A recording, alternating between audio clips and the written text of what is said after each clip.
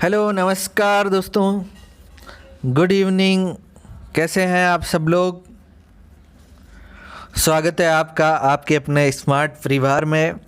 दोस्तों, हम बीएसटीसी और पीटीटी के लिए विशेषतः और अन्य होने वाले एग्ज़ाम्स जिसमें राजस्थान जीके आ रहा है, उनके लिए हम लोग राजस्थान जीके के बहुत इम्पोर्टेंट प्रश्न लेकर आए हैं। दोस्तों, आप इन प्रश्नों के जवाब कमेंट सेक्शन में दीजिए और आपकी तैयारी को मजबूत करिए। दोस्तों, इस तरह की हम रोज़ सीरीज लेकर आते हैं, तो अगर आप चैनल पर नए हो तो इसको सब्सक्राइब कर दें, बेल आइकन प्रेस कर दें ताकि आपको आने वाले सारे वीडियोस के नोटिफिकेशन मिलते रहे। दोस्तों, साथ ही साथ इस वीडियो को अपने दोस्तों के साथ शेयर तो करना ही है ना। चलिए दोस्तों, उम्मीद करता हूँ कि आपकी तैयारी बहुत ही बेहतरीन चल रही होगी। चलिए दोस्तों, आपकी तैयारी को और मजबूत बनाते हैं। उससे पहले ये रहा आपका मोटिवेशनल कोट्स जो आपकी ऊर्जा को और बढ़ाएगा। चलिए, क्या कह रहा है? यदि हम अपने काम में लगे रहे तो हम जो चाहे वो कर सकते हैं। क्या मेरे दोस्तों, अगर हम हमारे काम में लगे रहे, हम इस तैयारी पर लगे रहे, तो हम जितने चाहे उतने नंबर ले आ जाएंगे, है ना। चलिए, आप तैयारी पे लगे रहना। चलिए स्टार्ट करते हैं। ये रहा हमारा पहला प्रश्न, जो कमेंट सेक्शन में दोस्तों आंसर देते रहना।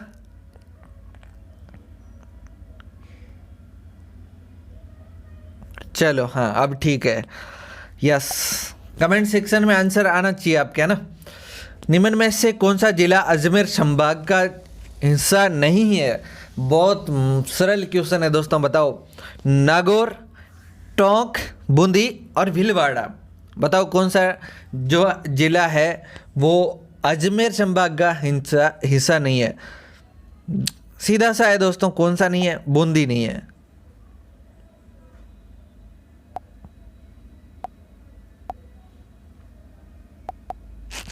कौन सा नहीं है? बूंदी नहीं है ना। तो ध्यान रखना, बूंदी अजमेर संभाग का हिस्सा नहीं है, ठीक है ना। नागौर है, टोंक है और भीलवाड़ा भी है, ठीक है। चले अगले प्रश्न पे चलते अपन। यस, देखो, राज्य लोक सेवा आयोग के सदस्यों की नियुक्ति कौन करता है? जो राज्य लोक सेवा आयोग होता है ना, उसके जो सदस्य होते हैं उनकी नियुक्ति कौन करता है?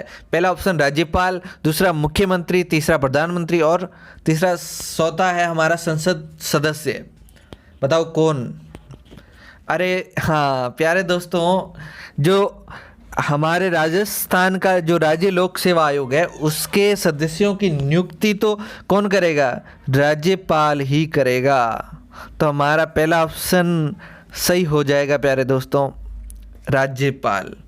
चलिए अगले प्रश्न पे चलते हैं अपन। बताइए मेरे प्यारे दोस्तों, चौहानों का मूल स्थान माना जाता है, कौन सा चौहानों का मूल स्थान है? पहला ऑप्शन सपादलक्स, दूसरा ऑप्शन जालोर, तीसरा अजमेर और चौथा है हमारा जयपुर। बताइए, कमेंट सेक्शन में आंसर दे दीजिए मेरे प्यारे दोस्तों। जो चौहानों का मूल स्थान है वो दोस्तों है सपादलक्स। क्या है? सपादलक्स। तो ये हमारा पहला ऑप्शन करेक्ट हो जाएगा, चौहानों का मूल स्थान सपादलक्स। चलिए अगले प्रश्न पे चलते हैं अपन। निम्नांकित में से कौन सा केंद्रीय लोक उपक्रम राजस्थान में रिफाइनरी स्थापित करने जा रहा है? बताओ कौन सा जो लोक उपक्रम है, जो केंद्रीय लोक उपक्रम जो राजस्थान में रिफाइनरी की स्थापना कर रहा है या स्थापित कर रहा है? पहला ऑप्शन IBP, दूसरा OIL, SPCL और RIL। बताओ क्या करेक्ट आंसर है? दोस्तों हमने जब बाड़मेर ज़िले का जिला दर्शन पढ़ा था तब हमने आपको रिफाइनरी के बारे में पढ़ाया था। दोस्तों रिफाइनरी बाड़मेर में लग रही है। कहाँ पर? बाड़मेर के अंदर एक जगह है पचपदरा। पचपदरा में रिफाइनरी लग रही है। ये कहाँ पे है? बाड़मेर के अंदर। और यहाँ पर जो केंद्रीय लोक उपक्रम है वो कौन सा है? SPCL। कौन सा है मेरे प्यारे दोस्तों? HPCL। तो हमारा तीसरा ऑप्शन करेक्ट हो जाएगा। HPCL ये रिफाइनरी स्थापित करेगा राजस्थान में। अगर तुमसे पूछे राजस्थान में कहाँ? पचपदरा के अंदर, और पचपदरा है बाड़मेर के अंदर। ठीक है ना। चलिए अगला प्रश्न देखिए। लीली, सिरमा, सुकली और रांकड़ प्रकार है, ये क्या है दोस्तों? पहला ऑप्शन मेवाड़ में मिट्टी के प्रकार है। दूसरा जयपुर में छाड़ी के प्रकार है। तीसरा नागौर में जूतों के प्रकार है, या राजसमंद में मार्बल के प्रकार है। दोस्तों ये जो लीली, सिरमा, सुकली या रांकड़ है, ये दोस्तों मेवाड़ के अंदर जो मिट्टियाँ होती है उनके प्रकार है। तो हमारा पहला ऑप्शन करेक्ट हो जाएगा प्यारे दोस्तों। मेवाड़ में किनके प्रकार है? ये मिट्टियों के प्रकार है। ध्यान रखना मेरे प्यारे दोस्तों। चलिए अगले प्रश्न पे चलते हैं अपन। दोस्तों देखिए क्या कह रहा है। एक आपने नाम सुना, लील टांस किताब है, उनके लेखक कौन है? दोस्तों एक लील टांस पक्षी भी होता है, लेकिन ये क्या पूछ रहा है, इस नाम की एक बुक है, उसके लेखक कौन है? पहला ऑप्शन मेघराज मुकुल। दूसरा ऑप्शन कन्हैया लाल सेठिया।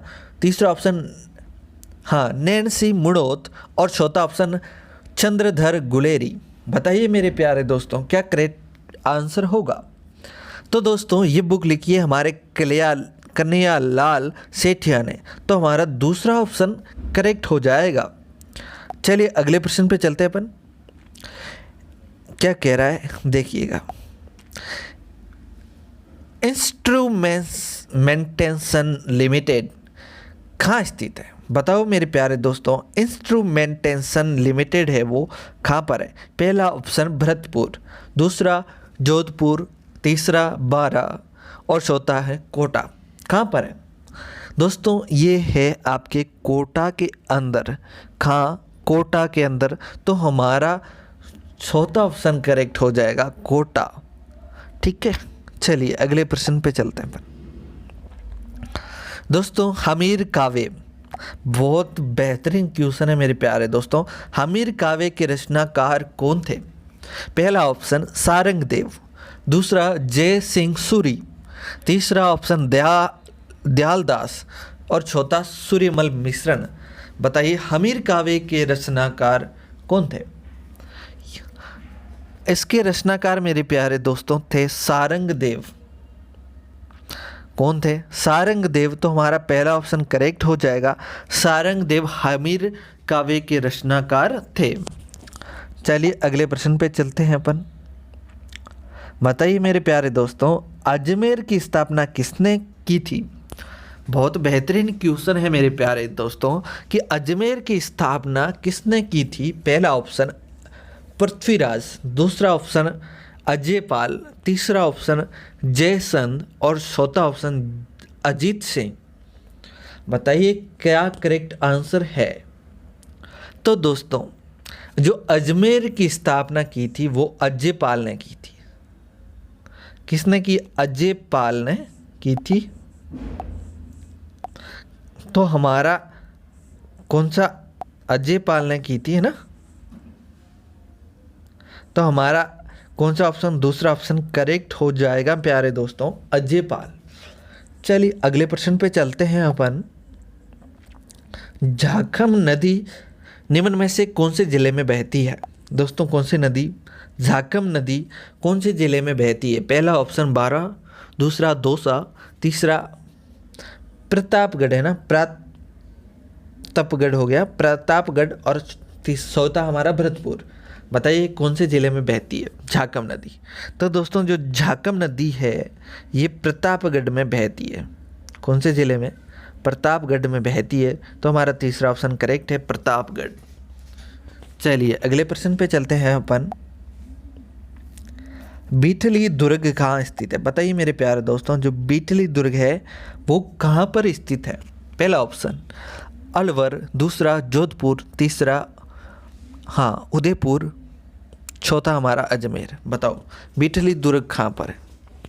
दोस्तों जब हमने जिला दर्शन पढ़ा था अजमेर का, तब हमने डिस्कस किया था ये बिटली दुर्ग। तो ये बिटली दुर्ग है कहाँ पर? बिटली दुर्ग है अजमेर के अंदर प्यारे दोस्तों। तो इसका चौथा ऑप्शन करेक्ट हो जाएगा, अजमेर। चलिए अगले प्रश्न पे चलते हैं अपन। बीकानेर राज्य की स्थापना किसने की? दोस्तों जो बीकानेर है, अब तो बीकानेर जिला है, लेकिन पहले बीकानेर राज्य हुआ करता था। तो बीकानेर की स्थापना किसने की थी? बताओ। पहला राव जोधा, दूसरा राव मालदेव, तीसरा राव सिंहा और चौथा ऑप्शन राव बीका। तो दोस्तों बताओ क्या करेक्ट आंसर होगा? मेरे प्यारे दोस्तों नाम से ही पता चल रहा है बीका, तो बीका ने ही तो क्या बनवाया? बीकानेर बनवाया। बीका ने क्या बनवाया? बीकानेर बनवाया। तो हमारा चौथा ऑप्शन करेक्ट हो जाएगा, राव बीका। ठीक है, चलिए अगले प्रश्न पे चलते हैं अपन। मूमल किस चित्रकला शैली का प्रमुख चित्र है? बताओ। पहला ऑप्शन जोधपुर, दूसरा बीकानेर, तीसरा जैसलमेर और चौथा मेवाड़। बताओ जो मूमल है ये किस चित्र शैली का प्रमुख चित्र है? तो दोस्तों ये है आपके जैसलमेर का। दोस्तों मूमल बड़ी फेमस है, मूमल सॉन्ग भी बहुत चलते हैं मूमल के, है ना। तो मूमल कौन से ज़िले की है? बीकानेर। या बीकानेर चित्रकला जो है, चित्रशैली है, उसका ये हमारा है मूमल। चलिए अगले प्रश्न पे चलते हैं अपन।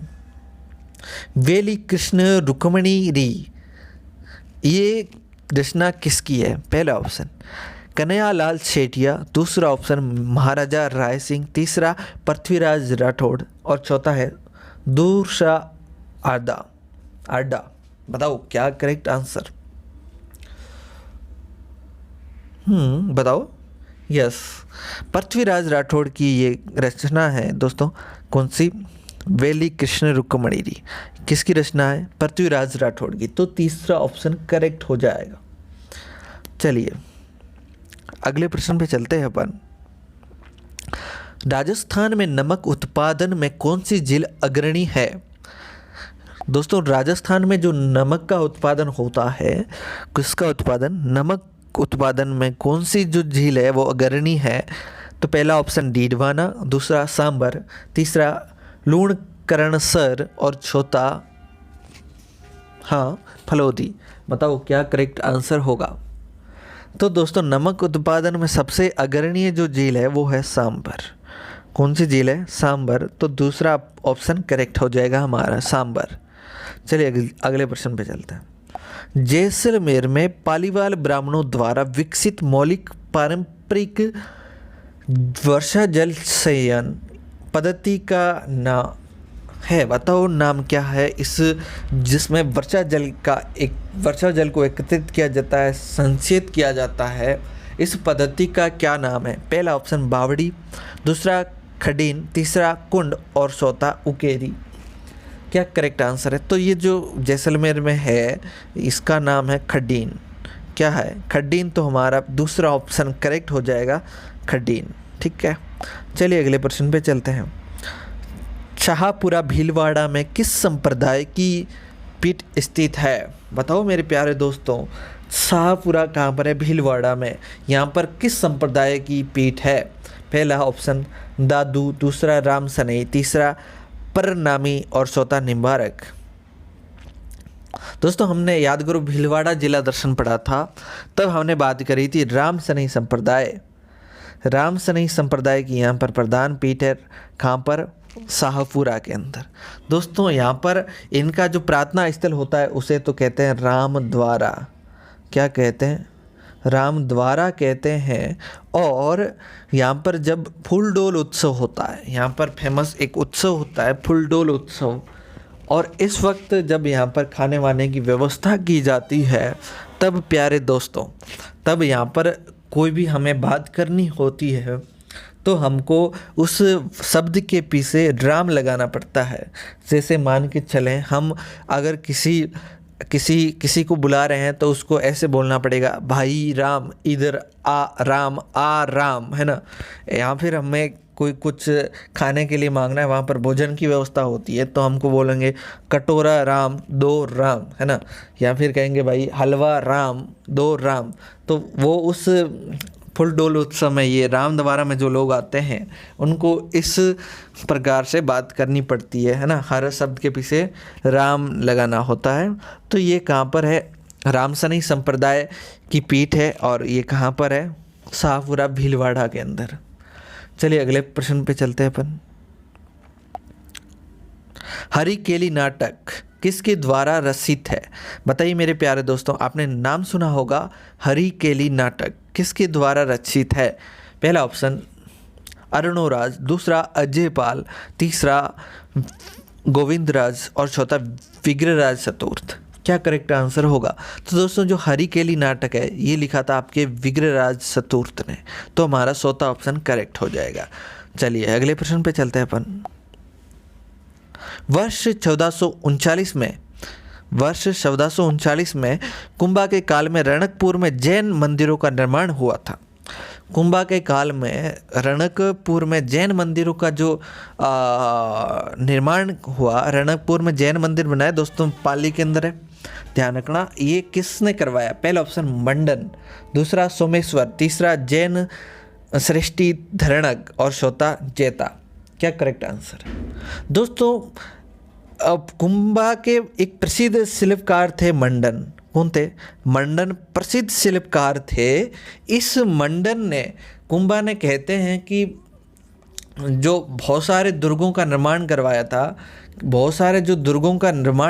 था, उस वक्त उन सारे दुर्गों का जो मतलब शिल्पी था या इन मंडन की देखरेख में करवाया था। और कहते हैं कि राणा कुंभा ने 84 दुर्गों में से, मेवाड़ के 84 दुर्गों में से 32 दुर्गों का निर्माण तो राणा कुंभा ने अकेले करवा दिया था, है ना। लेकिन दोस्तों जो रणकपुर में जैन मंदिर है उनका जो निर्माण था वो मंडन ने नहीं करवाया, उसका निर्माण जैन श्रेष्ठी धरणक ने करवाया। किसने करवाया था? धरणक ने करवाया। ध्यान रखना मेरे प्यारे दोस्तों, ठीक है। चलिए अगले प्रश्न पे चलते हैं अपन। बाड़मेर सांचौर क्षेत्र किसके लिए प्रसिद्ध है? बताइए मेरे प्यारे दोस्तों, जो बाड़मेर और सांचौर कहाँ पर है मेरे प्यारे दोस्तों? ये है जालोर के अंदर। तो ये जो क्षेत्र है ये किसके लिए प्रसिद्ध है? पहला ऑप्शन लो अयस्क, दूसरा पेट्रोलियम, तीसरा कोयला और चौथा जिप्सम। बताइए किसके लिए प्रसिद्ध हुआ है? तो दोस्तों आपको पता ही है दोस्तों, बाड़मेर का जब नाम आता है तो सबसे पहला ही हमारे दिमाग में ये आना चाहिए पेट्रोलियम, है ना। खनिज तेल के लिए बाड़मेर फेमस है। और जालोर में भी, ये भी जालोर का जो सांचौर एरिया है, जो सांचौर क्षेत्र है, ये भी पेट्रोलियम के लिए फेमस है। तो हमारा दूसरा ऑप्शन करेक्ट हो जाएगा। बाड़मेर सांचौर क्षेत्र किस के लिए प्रसिद्ध हुए हैं? पेट्रोलियम के लिए, ठीक है ना। चलिए अगले प्रश्न पे चलते हैं अपन। इंदिरा गांधी नहर का उद्गम स्थल कहाँ है?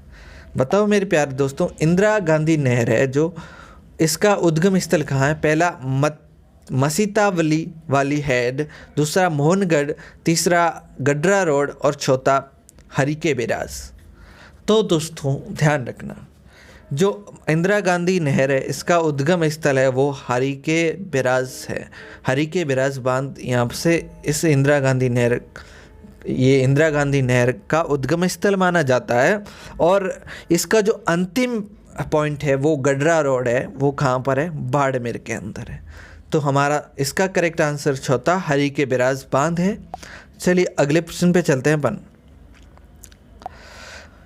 वर्ष 2011 की जनगणना के अनुसार सबसे कम साक्षरता दर वाला जिला, बताओ कौन सा? 2011 की जनगणना के अनुसार पूछ रहा है। वैसे दोस्तों जो 2021 के अंदर फिर जनगणना होनी थी, लेकिन उसके जो आंकड़े हैं वो सार्वजनिक अभी तक हुए नहीं है, उसके डाटाज आए नहीं हैं। तो हम वैसे भी कोई भी प्रश्न आएगा ना तो वर्ष 2011 की जनगणना के अनुसार आएगा। तो हमारा पूछ रहा है कि 2011 की जनगणना के अनुसार सबसे कम साक्षरता वाला जिला कौन है। पहला ऑप्शन बांसवाड़ा, दूसरा जालोर, तीसरा जैसलमेर और चौथा डूंगरपुर। बताइए क्या करेक्ट आंसर है। तो दोस्तों जो जालोर है वो सबसे कम साक्षरता दर वाला जिला है। दोस्तों ध्यान रखना, जालोर वालों पढ़ाई कर लो। वैसे आजकल जालोर के लोग बहुत पढ़ाई कर रहे हैं, लेकिन 2011 की जनगणना का डाटा ये बता रहा है कि जालोर में साक्षरता दर सबसे कम रही है। चलिए अगले प्रश्न पे चलते हैं अपन। आदमकद पोर्ट्रेट किस शैली की विशेषता है। आदमकद पोर्ट्रेट किस शैली की विशेषता है। पहला ऑप्शन जयपुर, दूसरा किशनगढ़, तीसरा मेवाड़ और चौथा मारवाड़। बताइए मेरे प्यारे दोस्तों क्या करेक्ट आंसर है। दोस्तों जो आदमकद पोर्ट्रेट शैली जयपुर शैली की विशेषता रही है, ठीक है ना, तो हमारा पहला ही ऑप्शन करेक्ट हो जाएगा जयपुर। चलिए अगले प्रश्न पे चलते हैं अपन। राजस्थान दिवस कब मनाया जाता है। पहला ऑप्शन 30 मार्च, दूसरा 18 अप्रैल, तीसरा 25 मार्च और चौथा 25 अप्रैल। बताओ जो राजस्थान दिवस है ये कब मनाते हैं। दोस्तों ये तो आपको पता ही होना चाहिए ना कि राजस्थान दिवस हम लोग कब मनाते हैं। तो दोस्तों ये मनाया जाता है 30 मार्च को। 30 मार्च को मनाया जाता है आपका राजस्थान दिवस। तो हमारा करेक्ट आंसर क्या हो जाएगा, पहला ही 30 मार्च, ठीक है ना। चलिए अगले प्रश्न पे चलते हैं अपन। 1965 में भारत पाक युद्ध में शहीद रेल कर्मचारियों का स्मारक राजस्थान में किस जिले पर है। दोस्तों जो वैसे जो सैनिक होते हैं, है ना, जो सैनिक होते हैं, जो फौजी होते हैं, उनके लिए स्मारक बनाया जाता है। लेकिन जब 1965 में भारत पाक का युद्ध हुआ, है ना, तो वहाँ पर रेल कर्मचारी लोग, वहाँ पर जो रेल से बारूद वहाँ पहुँचाया जाता था उस युद्ध में, उस वक्त कहा जाता है कि वहाँ पर जो पटरी थी रेल की वो टूट गई थी। तो उस पटरी को सही करने के लिए हमारे रेल के कर्मचारी लोग गए थे। उस वक्त वहाँ के पाकिस्तान के लोगों ने उनको मार दिया, है ना। तो उनकी याद में वहाँ पर एक शहीद स्मारक बनाया है। वो कौन से ज़िले में है बताओ। पहला ऑप्शन बाड़मेर, जैसलमेर, दूसरा बाड़मेर और तीसरा जालोर और चौथा है श्री गंगानगर। बताइए क्या करेक्ट आंसर है। दोस्तों ये है बाड़मेर के अंदर। कौन से ज़िले में है शहीद स्मारक, बाड़मेर के अंदर है। और दोस्तों ये बाड़मेर के अंदर भी पूछे तो है गडरा रोड के अंदर। हमने बाड़मेर, जब बाड़मेर ज़िला पढ़ा, जिला दर्शन पढ़ रहे थे बाड़मेर में, तो ये इस बात की डिस्कस किया था। इसलिए जो जिला दर्शन की जो क्लासेस है वो बहुत इंपॉर्टेंट है मेरे प्यारे दोस्तों। आप एक बार जिला दर्शन की हमारी प्लेलिस्ट दे रखी है, उसमें जा कर के आप जिला दर्शन जरूर पढ़ना, ठीक है ना। चलिए अगले प्रश्न पे चलते हैं अपन। राजस्थान में वनस्पति घी का प्रथम कारखाना कहाँ खोला गया था। दोस्तों ये भी हमने जिला दर्शन में पढ़ा था। पहला ऑप्शन भीलवाड़ा, दूसरा टोंक, तीसरा जयपुर और चौथा कोटा। दोस्तों याद करो जब हमने पढ़ा था भीलवाड़ा जिला दर्शन, तब हमने कहा था कि सबसे पहला राजस्थान का पहला वनस्पति घी का जो उद्योग है या कारखाना है, ये कारखाना कहाँ पर खोला था, भीलवाड़ा के अंदर। तो हमारा पहला ऑप्शन करेक्ट है भीलवाड़ा, ठीक है ना। चलिए अगले प्रश्न पे चलते हैं। नाथ पंथियों का प्रमुख केंद्र कहाँ स्थित है। पहला जोधपुर, दूसरा बीकानेर, तीसरा जयपुर और चौथा उदयपुर। बताओ क्या करेक्ट आंसर होगा। दोस्तों जो नाथ पंथी हैं इनका प्रमुख केंद्र कहाँ पर है, जोधपुर के अंदर है। तो इसका पहला ऑप्शन करेक्ट हो जाएगा। जोधपुर के अंदर इनकी पीठ, प्रधान पीठ है महामंदिर के अंदर। कहाँ पर, महामंदिर, जोधपुर के अंदर। तो हमारा पहला ही ऑप्शन करेक्ट हो जाएगा। चलिए अगले प्रश्न पे चलते हैं अपन। बागोर क्यों प्रसिद्ध है। बताओ बागोर क्यों प्रसिद्ध है। दोस्तों बागोर एक सभ्यता है, तो क्यों प्रसिद्ध होगी। पहला ऑप्शन धार्मिक स्थल है, या पुरातात्विक स्थल है, या प्रमुख कस्बा है, या औद्योगिक क्षेत्र है। तो दोस्तों ये सभ्यता है तो पुरातात्विक स्थल है, इसलिए ये प्रसिद्ध है बागोर। तो पहला ही ऑप्शन, दूसरा ऑप्शन इसका करेक्ट हो जाएगा, ठीक है ना। चलिए अगले प्रश्न पे चलते हैं अपन। मरुपर्यटन सर्किट में सम्मिलित नगर है। मरुपर्यटन जो सर्किट है इसमें कौन कौन से नगर आते हैं। पहला ये उदयपुर, कुंभलगढ़, चित्तौड़गढ़, या फिर बीकानेर, जैसलमेर, बाड़मेर, जोधपुर, या भरतपुर डी, धौलपुर, या रणथंभौर डी। क्या करेक्ट आंसर है दोस्तों? मरु पर्यटन सर्किट में तो आते हैं बीकानेर आता है, जैसलमेर आता है, बाड़मेर और जोधपुर। इसका दूसरा ऑप्शन करेक्ट है, बीकानेर, जैसलमेर, बाड़मेर और जोधपुर। ठीक है ना। चलिए अगले प्रश्न पे चलते हैं। कौन सा त्योहार राजस्थान से संबंधित नहीं है? दोस्तों क्या कह रहा है? राजस्थान से संबंधित नहीं है। आप देखोगे राजस्थान से तीज, पहला ही ऑप्शन देख लोगे, आगे देखोगे नहीं, इसलिए ध्यान रखना प्रश्न हमेशा पूरा पढ़ना और उसके बाद थोड़ा सा सोचना, है ना, उसके बाद आंसर देना। तो पहला ऑप्शन तीज, दूसरा गणगौर, तीसरा गोगा नवमी और चौथा ओणम। दोस्तों अगर आपको नहीं भी आ रहा है ना, तो आप पता होगा तीज हमारे यहाँ राजस्थान में, गणगौर भी राजस्थान में और गोगा नवमी भी राजस्थान में। तो जो ओणम है प्यारे दोस्तों, ओणम है ये हमारे राजस्थान का त्यौहार नहीं है। ये तो कहाँ का है? तमिलनाडु का है। कहाँ का है? तमिलनाडु का है। तो ये करेक्ट ऑप्शन चौथा हो जाएगा, ओणम जो राजस्थान से संबंधित नहीं है।